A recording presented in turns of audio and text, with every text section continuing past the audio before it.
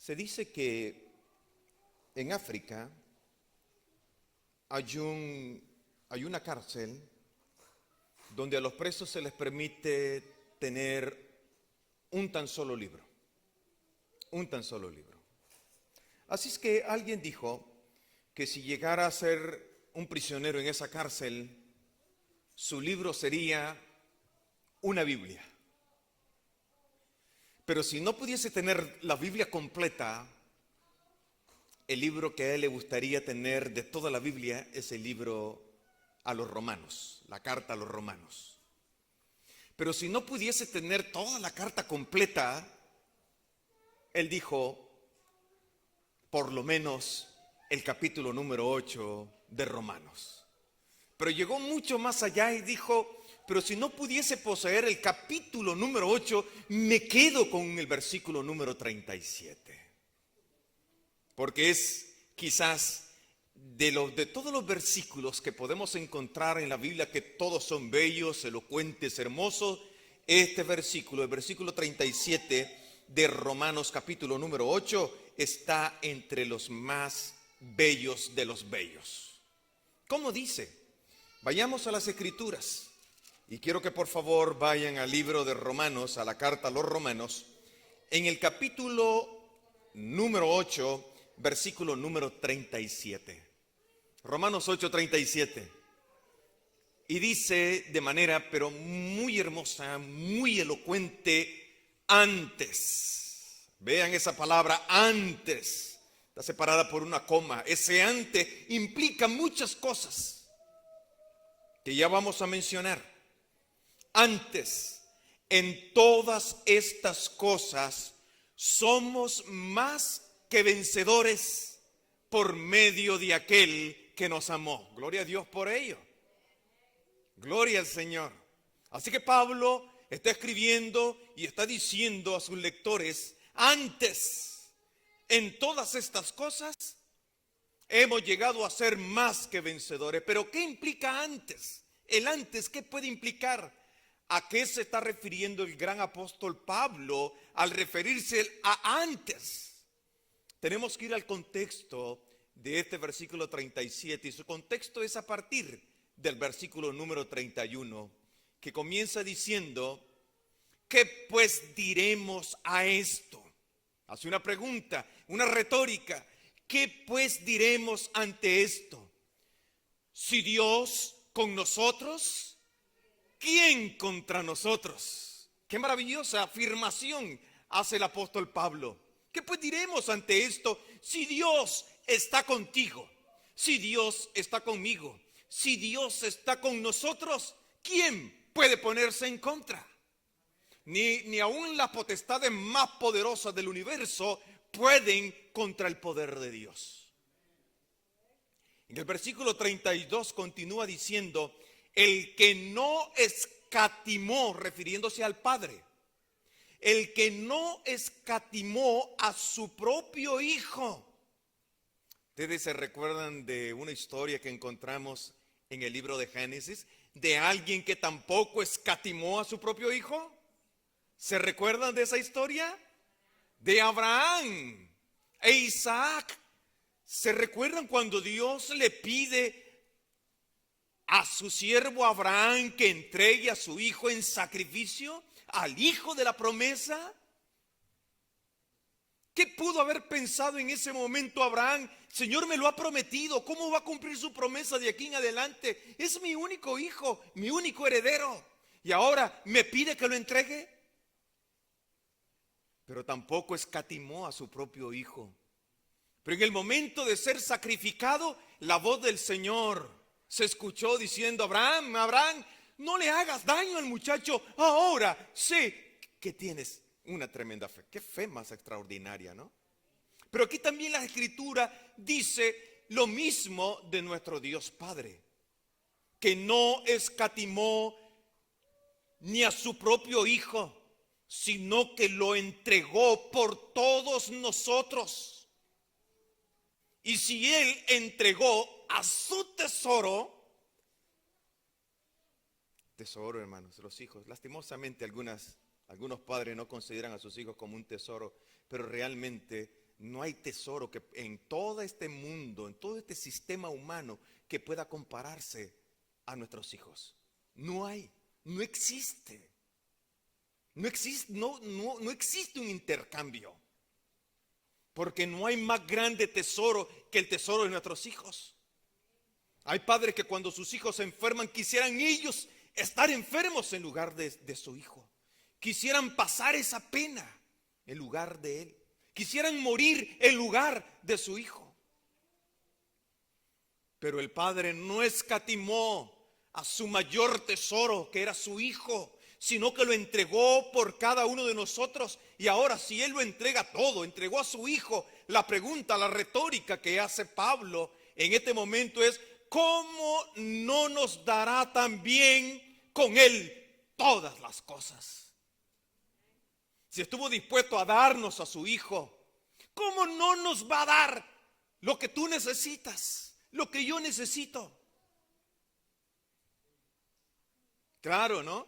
Hay veces que pedimos mal, y como pedimos mal, el Señor sabe perfectamente bien que estamos pidiendo mal. Nosotros como niños no nos damos cuenta muchas veces el mal que estamos pidiendo. Así que el Señor simplemente no responde a la oración.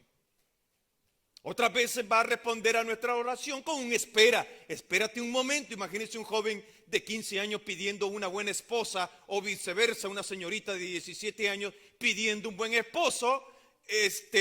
Hay que esperar. El Señor va a decir: espérate, no tienes la edad todavía. Sigue rogando, sigue pidiendo, sigue intercediendo, que tarde o temprano el Señor va a responder a su tiempo. Pero hay momentos que el Señor nos responde de manera momentánea. Pero la Biblia es clara al decirnos: ¿cómo no nos dará también con Él todas las cosas? Refiriéndose no solamente a lo terrenal, sino refiriéndose a la eternidad, hermanos. Hay tantas cosas maravillosas. Cuando tú ves el libro de Apocalipsis y comienzas a revisar todo lo que recibirán todos los vencedores, ahí hay una lista en el libro de Apocalipsis de todas las recompensas que recibirán los vencedores. Así que el Señor tiene muchas cosas que daros. Versículo 33. ¿Quién acusará a los escogidos? ¿Quién acusará a los escogidos de Dios? Dios es el que justifica. Mire qué maravilloso mensaje. Porque dice: ¿quién acusará? ¿Quién condenará a los hijos de Dios? Ni siquiera dice que Dios, el único que puede condenarnos y juzgarnos es Dios. Pero ni siquiera dice que Él lo va a hacer, sino que al contrario, a todo aquel que viene en pos de Él recibe liberación, recibe perdón, recibe prácticamente gracia, y en vez de recibir un castigo, recibe una bendición de parte del Señor. Porque es así como Dios actúa. ¿Quién acusará a los escogidos de Dios? Dios es el que justifica. Y cuando hablamos de justificación, hablamos de perdón, hablamos de gracia, hablamos de bondad, hablamos acerca, la Biblia está presentándonos el amor maravilloso que encontramos en Dios. Luego el versículo 34, ¿quién es el que condenará? ¿Quién es el único que puede condenar? ¿Se recuerdan un caso en la Biblia cuando le traen a Jesucristo a una mujer para ser apedreada? Pero cada uno de nosotros, la Biblia presenta que era una trampa que le estaban poniendo al Hijo de Dios. Porque si ordenaba que la mataran por sus pecados, iba a tener problemas con Roma. Y si dejaba que la dejaran libre, también la ley de Moisés indicaba que una persona así debía morir. Así es que ahora la mujer se encuentra con el único que puede condenarla. De ahí ninguno de los que están ahí puede condenarla. De hecho, Jesús se inclinó sobre la tierra y comenzó a escribir los pecados de cada uno de los que estaban ahí presentes, acusando a esa pobre mujer que estaba a punto de morir. Y cuando cada uno de ellos vieron que también ellos merecían ser apedreados y muertos, comenzaron a lanzar la piedra y comenzaron a irse. Ahora se encontraba solamente con un ser que era Jesucristo, el único que puede condenar. Pero no lo hizo. No lo hizo. Porque Dios no quiere la muerte del pecador, sino que lo que Él anhela es que el hombre, la mujer pecadora, se vuelva a Él para poder encontrar no condenación, no muerte, sino perdón y vida eterna. Cuando aquella mujer se encuentra allí, quizás tratándose de cubrir las partes más delicadas de su cuerpo, que era su rostro y su cabeza, Jesús le pregunta: oye, ¿dónde están los que te condenaban? Y la mujer levantó su cabeza como pudo y notó que no había nadie, todos se habían ido. Y Jesús le dice: ni yo te condeno. Qué maravilloso. Así actúa el Señor con nosotros cuando nosotros venimos en pos de Él.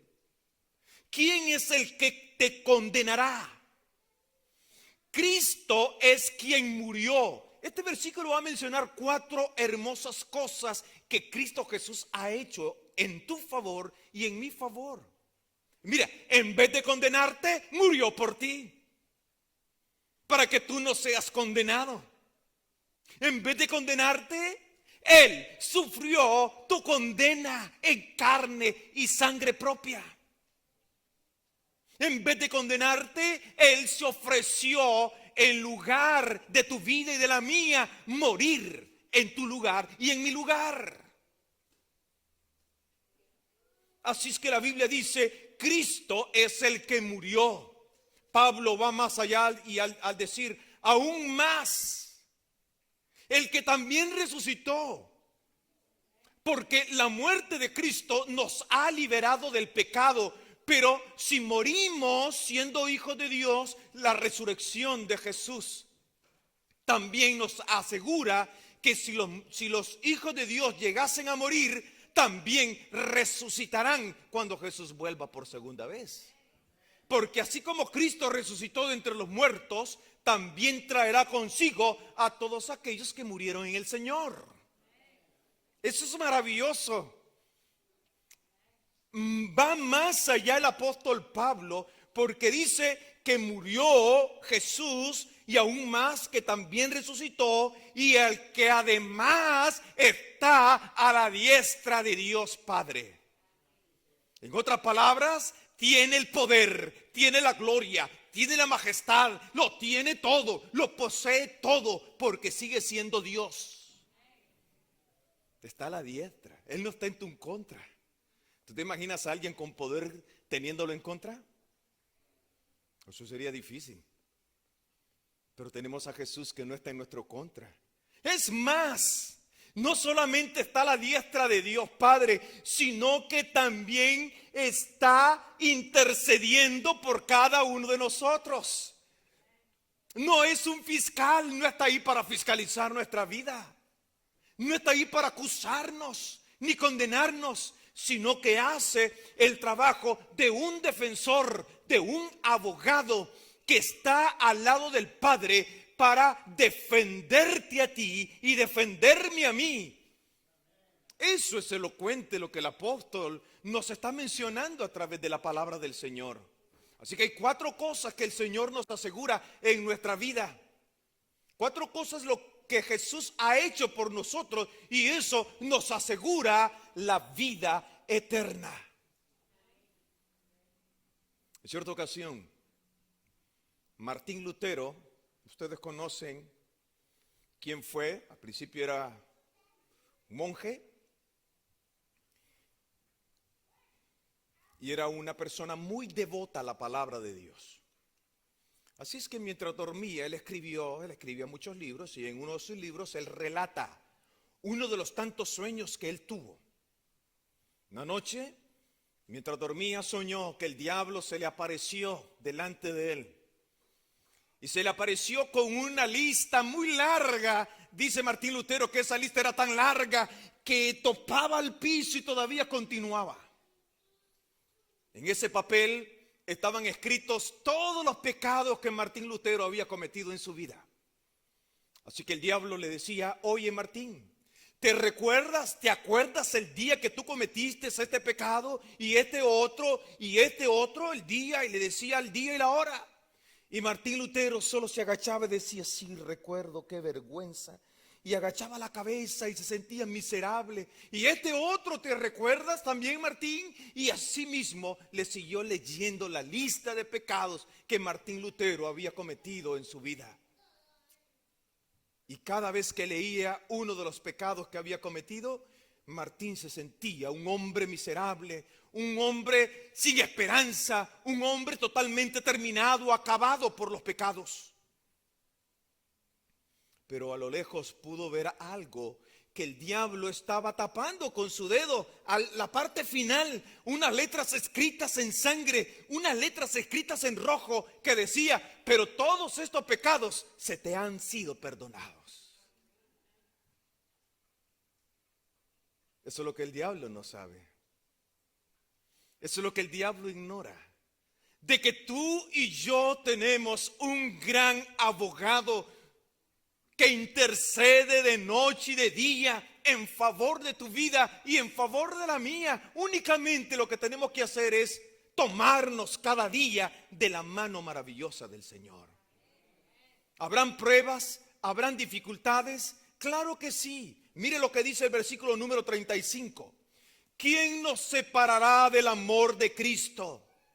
Y comienza a hacer un listado de situaciones que el mismo apóstol Pablo había vivido en carne propia.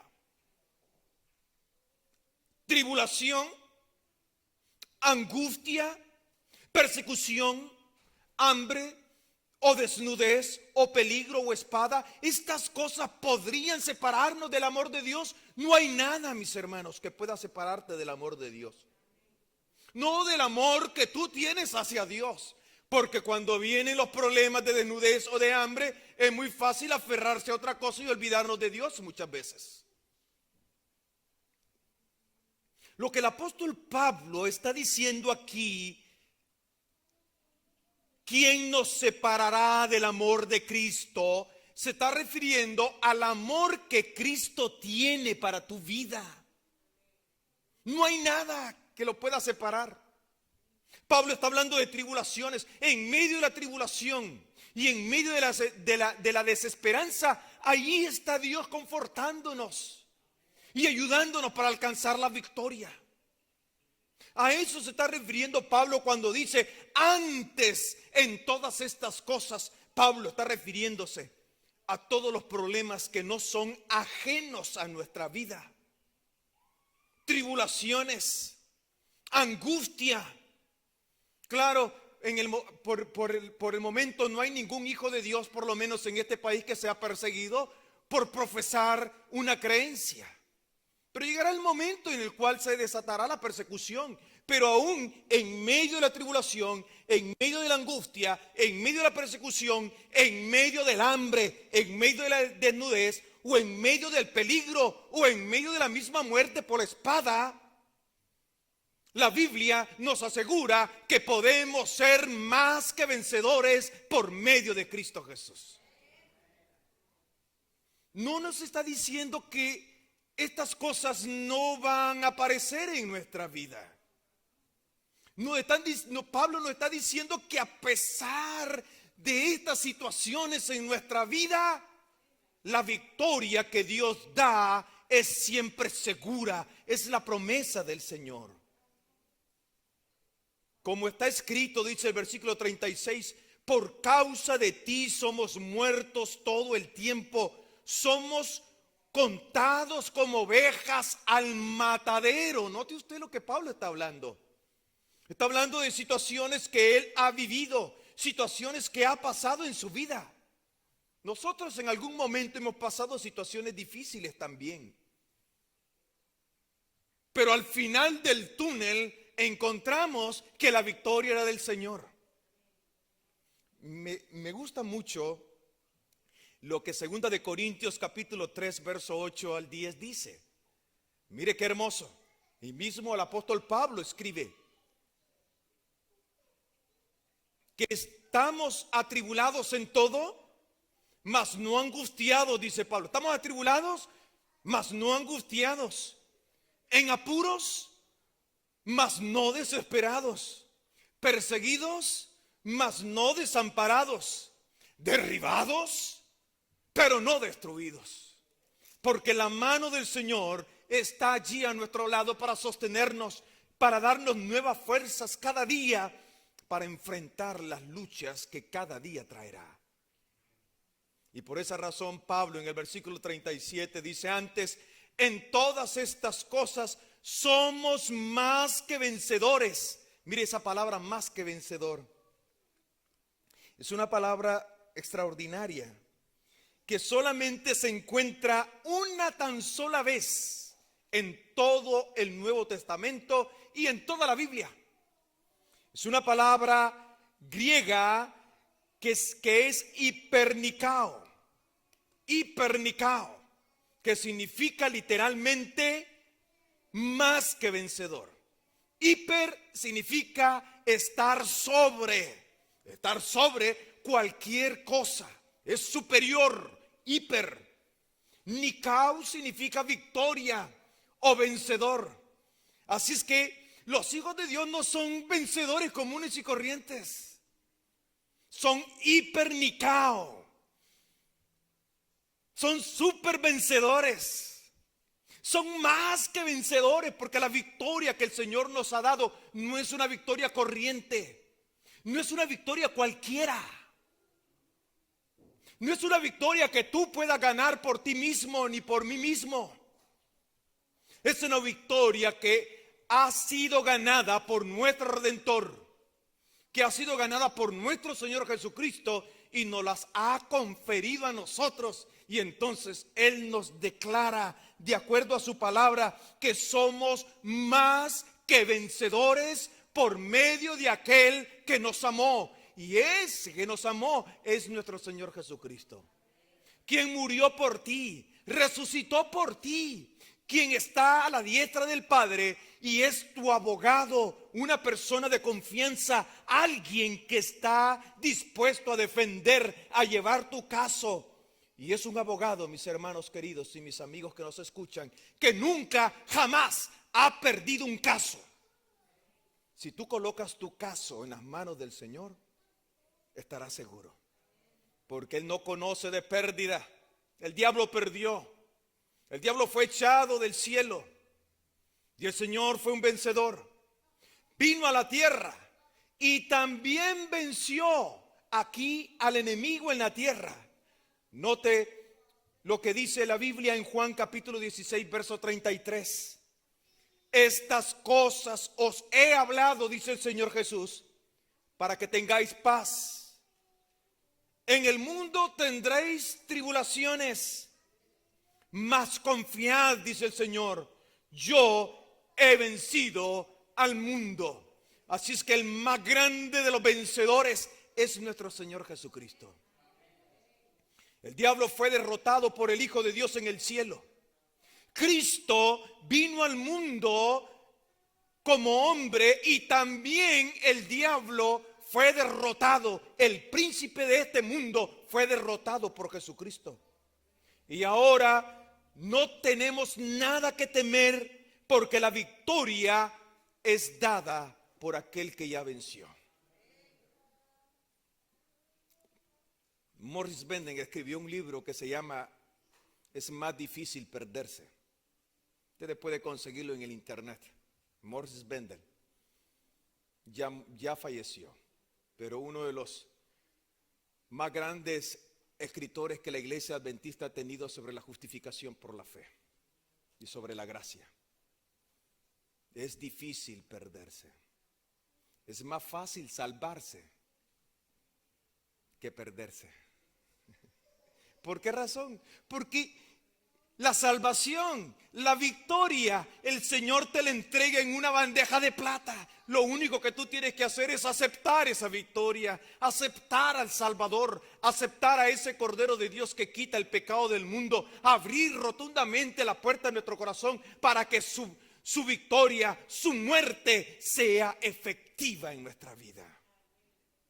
Es cierto que Jesús murió por el mundo entero, Pero eso no significa que el mundo entero será salvo porque Jesús murió. Para que yo pueda ser salvo por la muerte de Cristo, yo debo de venir a Él, debo de acudir a Él, debo de aceptar a Cristo como mi Salvador personal y debo de andar como Él anduvo en esta tierra.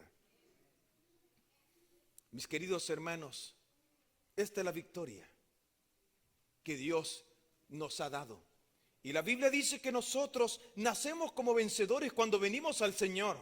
Porque en Primera de Juan capítulo 5 verso 4 dice: porque todo lo que es nacido de Dios vence al mundo. ¿Qué necesitamos hacer para ser vencedores? Nacer de Dios. Nacer de Dios y un nacimiento espiritual. Y en un nacimiento espiritual hay una entrega a Dios. Así claramente lo dice el apóstol. Porque todo lo que es nacido de Dios vence al mundo. Y esta es la victoria que ha vencido al mundo. Nuestra fe puesta no en cosas terrenales, sino como dijo Juan el Bautista cuando vio a Jesús que iba caminando por la ribera para ser bautizado. Y Juan, que nunca había visto a Jesús, no le conocía personalmente, fue inspirado en ese momento por el Espíritu Santo y reconoció que aquel hombre que venía caminando no era un hombre común y corriente. Pudo comprender que era verdaderamente el Hijo de Dios. Y por eso llama la atención a toda la gente que está ahí en el río escuchando el mensaje de Juan. Dijo: escuchen, oigan, miren, he aquí, ahí viene, ahí se encuentra el Cordero de Dios que quita el pecado del mundo. Pero para que quite tu pecado y para que quite mi pecado y para que tú seas justificado y para que yo sea justificado, yo necesito entregar completamente mi vida al Señor. Tú necesitas hacerlo, porque de otra manera la muerte de Cristo no tendrá ningún significado. Y si muero en el Señor, y si muero alejado del Señor, mejor dicho, aunque Jesús haya resucitado, yo no claro, resucitaré, porque todos los seres humanos van a resucitar, todos los muertos resucitarán. Solo que los hijos de Dios resucitarán para vida eterna. 1000 años después volverán a resucitar o resucitarán todos los que se perdieron para volver a morir.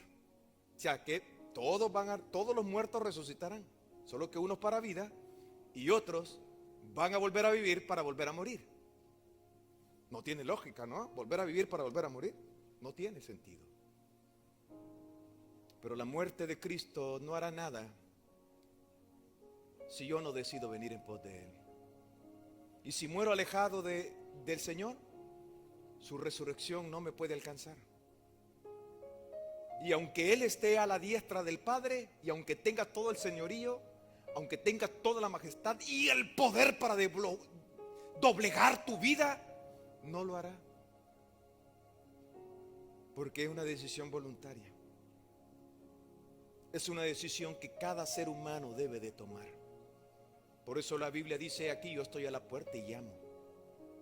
Esa puerta no tiene picaporte o el llavín para abrir por fuera. No existe. El llavín o el picaporte está dentro de la casa, porque tú eres el único que la puedes abrir. Y aunque el Señor puede abrirla, va a respetar tu decisión. Va a respetar tu decisión. Y si alguien se pierde, se va a perder no por ser un pecador, no por ser una persona mala y perversa, sino que simplemente se perderá porque no quiso venir en pos del Señor. No quiso abrir la puerta de su corazón para aceptarle como su Salvador personal. Simplemente por eso. Y si una persona mala y perversa se va a salvar, no se va a salvar porque se hizo bueno, sino que permitió que el Señor llegara a su corazón y lo limpiara. Un caso muy hermoso: el caso del ladrón que fue crucificado junto con Cristo. Estaba a punto de morir. Estaba a punto de morir. ¿Y a punto de morir por qué? Porque era un ladrón, por consecuencia de sus actos, por consecuencia de sus malas decisiones. Estaba a punto de morir, lo habían crucificado por ser ladrón. Pero en ese momento reconoció que el que estaba ahí al lado de él era el Dios de los cielos. Reconoció que el que estaba allí al lado de él era el único que podía perdonar una vida completa de maldad y de malas decisiones. Y decidió permitirle a Jesús entrar a su vida. ¿Se recuerdan las palabras? Señor, acuérdate de mí cuando vengas en tu reino. Ya no hablaba como ladrón. Ya no hablaba como un malhechor. Ya no hablaba como un convicto. Hablaba como una persona libre, libre en Cristo. Y aunque estaba a punto de morir, sabía perfectamente bien que iba a resucitar a la venida de Jesús. Aunque no comprendía la doctrina, quizás no comprendió el hecho de que iba a resucitar. Lo más importante para él es que ese día recibió paz. Recibió el perdón, recibió salvación y recibió a su Salvador. Las palabras de Cristo. De cierto te digo hoy te lo estoy diciendo, que estarás conmigo en el paraíso. Wow, hermano. ¿Qué paz? ¿Usted se imagina la paz con el cual pudo morir aquel hombre? Una paz que en medio de la muerte, en medio del dolor, en medio del sufrimiento y desangrando en la cruz por los clavos, lo llenó de tranquilidad y de paz. Y todos los que lleguemos a ser salvos, tendremos el privilegio de conocer no a un ladrón, sino a un hombre que fue redimido, salvado y rescatado por la sangre de Jesús. Eso es ser más que vencedores. Eso es un hipernicao. Nadie puede darte esa victoria. Una persona que llegó a su meta alcanzó la victoria, pero simplemente una victoria. Pero una persona que ha venido luchando con Cristo y ha venido ahí luchando cada día de su vida, ganando pequeñas victorias, ganando pequeñas batallas en su carácter o en su vida espiritual o con sus pecados, y ha venido ganando victoria en Cristo y allí luchando, al final será un super vencedor, porque ganó con Cristo. Cristo estuvo a su lado. No importa lo que pase en nuestra vida, no importa lo que suceda, no importa hasta dónde puede llevarnos la vida, mientras estemos aferrados de la mano del Señor, al final habrá victoria. Aunque ande en valle de sombra de muerte, no temeré mal alguno, porque tu vara y tu cayado estarán conmigo. Hermanos, que Dios pueda bendecirles a cada uno de ustedes. Voy a pedirles por favor ponerse en pie para terminar con una oración. Querido Dios y Padre que estás en los cielos, tú conoces nuestros corazones. Conoces nuestras luchas. Hay luchas, hay batallas en nuestras vidas. Conoces a cada uno de nuestros jóvenes de esta iglesia. Hay algunos aquí presentes. Probablemente haya otros que nos están viendo por los medios sociales. Pero te ruego por cada uno de ellos. También tienen 40 batallas en sus mentes que librar. Y solo tú eres el único que puedes hacerlos más que vencedores. Ayúdales, por favor. Hay familias que han perdido seres queridos en estas batallas que hemos tenido en estos meses. Oramos para que tú les confortes y les des fuerza.